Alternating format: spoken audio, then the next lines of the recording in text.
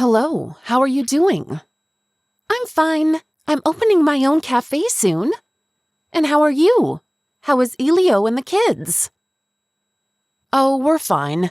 Family life is flourishing. I'm going to visit my parents one of these days. If you want, come and have lunch with me. Oh, that's a great idea. But I don't have much time right now. Let's plan for the weekend, shall we? Sure. Let's keep in touch and decide when we can meet. Agreed. Ella, it's just a nightmare. Oh, Sophia, hi. What happened? So, one night during this year's discovery, I headed out of town for a weekend to visit my folks. Meanwhile, Rebecca came over to our home and had a little too much to drink. In her drunken state, she spilled some beans to Elio about my past behavior as a young adult. Apparently, I used to hit up the club scene and kiss other people, a fact I can't really deny. However, what Rebecca failed to mention is that it only happened a total of 3 times. And to be honest, it seems like her memory is a bit fuzzy on the details. All she really seems to remember is that I was unfaithful for almost an entire year, which isn't really accurate. In any case, it seems like she's conveniently forgetting that she did pretty much the same thing. Did you really cheat on him? Oh, yes. So let me take you back to the year 2001, which was a whopping 22 years ago. Back then, I was young and, quite frankly, pretty dumb. And unfortunately, I did something pretty awful. At the time, I was with my boyfriend, who's now my husband. By the way, and we have been together for about 6 years. We actually grew up in the same hometown and we were part of the same group of friends when we were kids. It's kind of a classic love story, really. We fell for each other in high school and have been together ever since. So, after I finished college, I kind of went through this phase where I felt like my relationships were holding me back from being my true self. My bestie, Rebecca, totally agreed with me, and we started hitting up clubs together, leaving our significant others at home. I mean, we weren't technically doing anything wrong, but it was kind of exhilarating to know that other guys were checking us out. Of course, that whole playing with fire thing proved to be all too true. The more time we spent together, the more Rebecca started getting the urge to cheat. And unfortunately, I'm ashamed to say, that I caved into the temptation too. There were a few nights where I danced with some guys and even ended up kissing them. It's not something I'm proud of, but I guess it's all part of the messy process of growing up. After a few too many of these incidents, I finally came to my senses and realized how gross it all was. I felt totally disgusted with myself, with Rebecca, with those random dudes I kissed. But most of all, I was filled with an overwhelming sense of guilt for betraying my one true love. I made the difficult decision to tell Rebecca that I couldn't hang out with her anymore if she was going to continue down this path of cheating.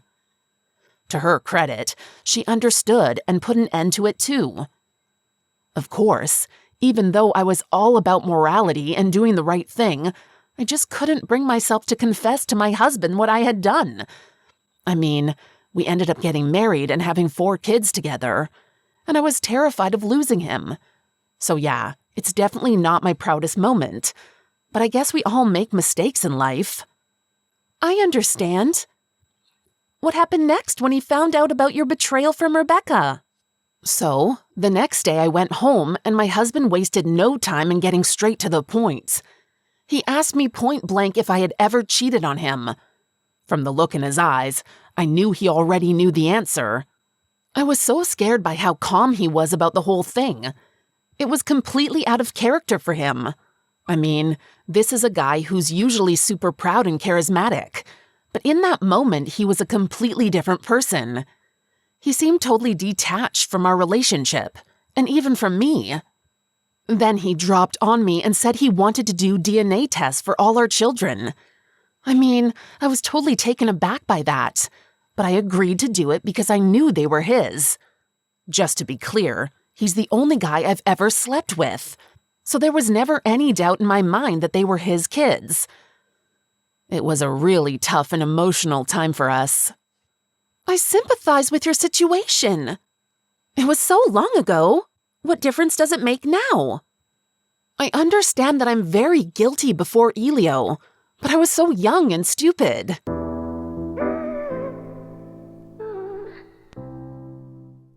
Hey, have the results arrived? Have you reconciled with Elio? I'm completely wrapped up in work and forgot to find out how you're doing. I'm sorry. It doesn't matter. So yes, we did the DNA tests, and as I suspected, all of our kids were his. But unfortunately, that didn't change anything in the end. That very same day, my husband broke the news to me that he wanted a divorce. It was a total gut punch. And honestly, it was one of the hardest moments of my life. I was consumed with guilt and shame over what I had done. And to make matters worse, I couldn't stop thinking about Elio. The whole thing was really tough to deal with. Oh, Jesus! I'm so sorry. It must have been so difficult for you. Yes, it was. It's been a few weeks now since my husband and I split up. And it's been really tough on all of us. He went ahead and bought an apartment in the city center, and our older kids have been spending all their time there. As for our younger twins, we've been trying to share custody between us. I thought maybe counseling could help save our marriage, so I suggested it to my husband Elio. But unfortunately, he wasn't interested in giving it a try. It was a tough pill to swallow, and it really made me feel like I was on my own, like a divorced mom with 4 kids who all hate me. How did you deal with all this? I can't even begin to tell you how difficult this whole situation has been. I was consumed with guilt and shame over what I had done, and I just missed our family life so much. I tried to make things right, to apologize and fix everything, but Elio was understandably really angry and hurt. It was during this tough period that I really started to do some soul-searching. I knew I had to take responsibility for my actions and grow up. One of the things I did was cut Rebecca out of my life for good. But even the mere thought of referring to Elio as my ex makes me feel like disappearing. It's just such a hard pill to swallow. Oh, it's so awful. Yeah. The other day, one of my kids broke the news to me that Rebecca, the woman who tore our family apart, was shacking up at my husband's place. I can't even begin to describe the mix of emotions that flooded me. The hurt, the anger, and the jealousy. It's like my whole world came crashing down. I mean, we've invested so much time and effort into building a life together. We've had our ups and downs, but this feels like the ultimate betrayal. It's like he's just throwing our family away like it meant nothing. And to top it all off, he's sharing our family with her while I'm left out in the cold. Huh? How did it happen? I'm asking the same question. Well, I did something I never thought I would do. What have you done? I made a decision to take a risk and unblock Rebecca from my contacts and reached out to her. We made plans to meet up for coffee at my mom's house while it was empty. And then what happened? To put it differently, we talked for hours, but I didn't feel like the good times we used to have. I was feeling very tense in my stomach. It made me realize I still hold a grudge against her for what she did, and I'll never be able to forgive her like I did before. I had to accept this reality. So I decided to question her and get all the information out in the open. I even brought a bottle of champagne to lighten the mood and make the conversation more relaxed. What did you ask her? I wanted to know why Rebecca told my husband about my cheating. I asked her about it, and she said that it was a drunken mistake with no real purpose behind it.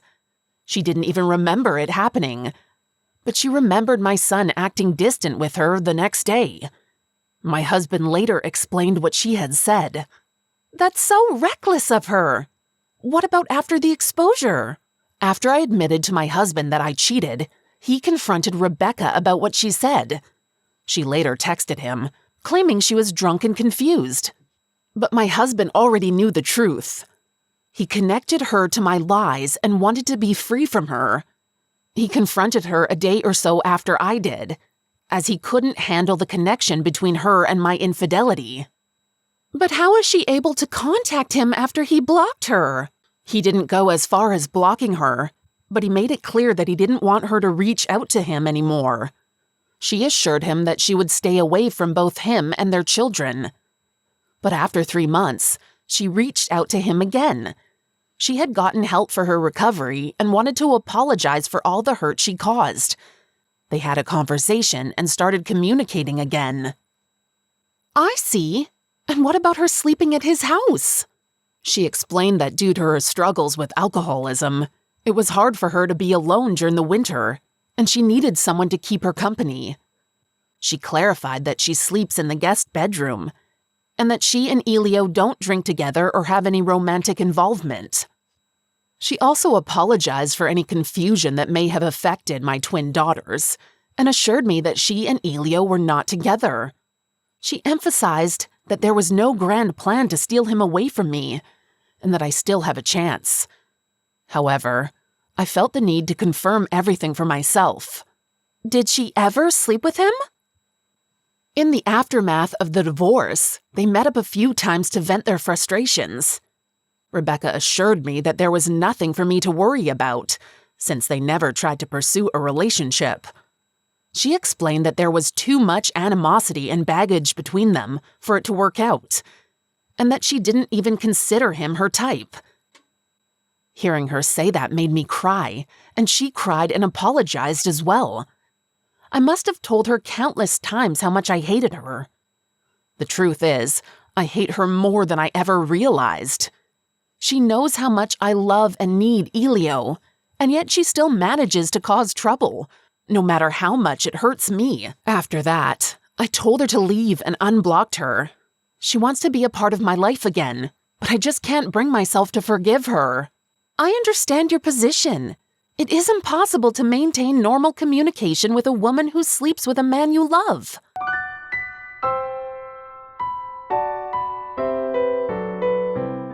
I'm just horrified. What happened? Today, I was getting ready to pick up my kids from my husband's apartment. We had planned a fun weekend together, and I was excited to spend some quality time with them. To surprise them, I had stopped by McDonald's and picked up their favorite meals, hoping to kickstart our adventure on a delicious note. As I pulled into the parking lot, I could see that something was off. The kids were nowhere to be seen, and it had been longer than I expected. I tried calling their phones, but no one answered. My anxiety levels started to rise, and I couldn't shake off the feeling that something was wrong. So I decided to take matters into my own hands and headed up to the apartment myself. When I pushed the door open, a wave of uneasiness swept over me. The door was not locked, which was unusual. When I entered the apartment, I was horrified. What happened?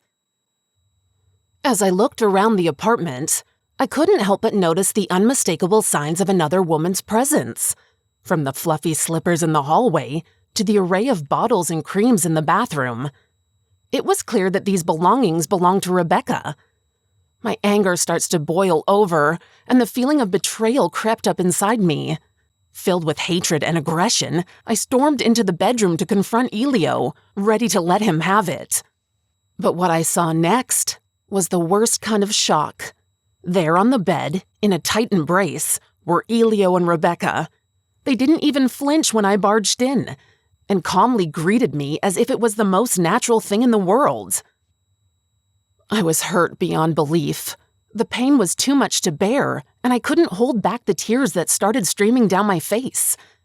I turned around and ran out of the apartment, slamming the door behind me. I got into my car and drove away, not knowing where to go or what to do next. Oh my God! Are they together as a couple now? I don't know. Oh dear, hold on. What's the reaction? Why did you run away? Are you kidding me now? You slept with my husband, and we're in an embrace. Do you think that's normal? With your ex-husband? Sophia, Please accept this fact and calm down. Accept it? You said Elio wasn't your type, and that you would never be with your friend's ex-boyfriend. I changed my mind. What? Elio and I became very close during the time after your divorce, so we decided to be together. You are to blame for what happened. I'm guilty? You were the one who encouraged me to act that way. We went out together to clubs, and then you acted horribly towards me and destroyed my family. My only mistake was that I didn't think for myself and looked up to you for everything. Yes, you're right, but everyone is responsible for their own actions. What are you going to do now? You don't love Elio. Why do you even want him? Well, stop it. I've always liked him. We spent a lot of time together during your marriage, but I just didn't want to ruin your family. And since everything happened so that you got a divorce, then why not? You're just awful. Yes, LOL. Oh, I wanted to ask you something very important. What is it? What does Elio prefer for breakfast? Oatmeal or scrambled eggs? LOL. Huh? Never mind, I'll figure it out myself. By the way, have you bought the dress yet? What dress? Why? We sent you an invitation to the wedding. Didn't you see it? It was a white and green envelope. It says, Rebecca and Elio invite you to their wedding. Huh? We are getting married, Sophia. What's so incomprehensible here? Come to our wedding, Sophia. Oh no! It's enough for me to know that you're getting married. I don't want to hear from you anymore. Don't contact me anymore. LOL, you're so funny. Okay, bye.